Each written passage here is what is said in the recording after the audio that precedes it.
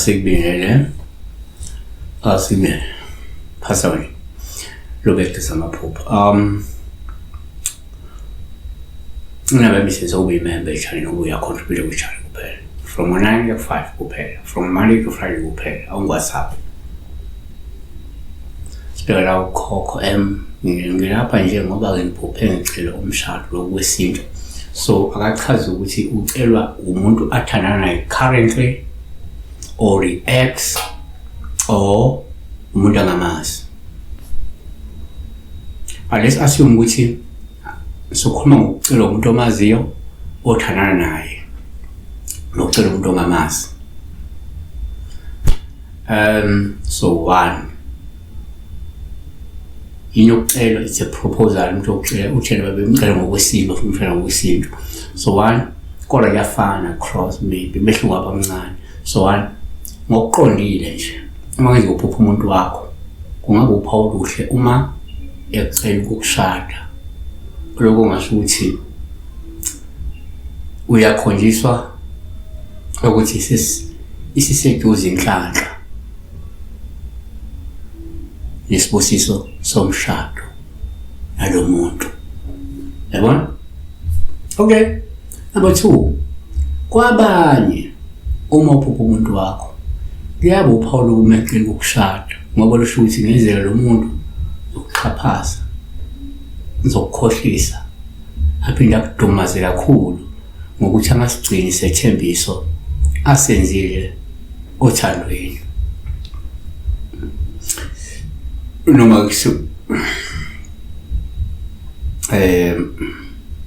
Amahubo 144 verse 8 abomlomo wabo ukhuluma inkohliso nesandla sabo sokunene singesokunene samanga.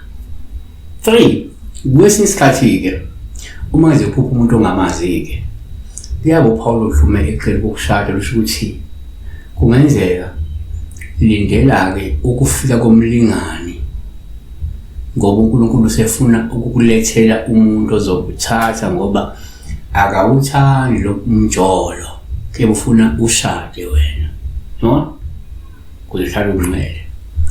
Kwaba seKorinte ukuqala chapter 7 verse 38 kanjalo nowendisa indodakazi yakhe wenza kahle. Asivale. Number 4, ngokwesintu uma ngenze uphupha umuntu ongamazi kuwuphawu oluhloma ecela ukushada ngomshado wesintu. Osekungasho ukuthi kungenzeka uyakhonjiswa ukuthi kunosiko okumele ulenzelwe wena oludingekayo ukuthi uma ukuthi khona into ewumcimbana wedlozi, umcimbana wamathoko othile efuna wenziwe maqondana nawe. Ngibona ofuna ugcinwe mayelana nawe. Yabo? 5, kuyenzeka ukuthi uma uphupha umuntu kuba uphawu isingashada njengolubi uma ecela ukukushada lo muntu loyo ongabe uvezela ukuthi kungenzeka kumele ngabe umuntu oqaphelayo lesimini samandla esimini sokuthanda ngoba kulento eyisilwane ezisondeza kuwe noma isibhoko ezisondeza kuwe ngoba izama ukuzenza ekumlingana. Siyabonga. Vamos.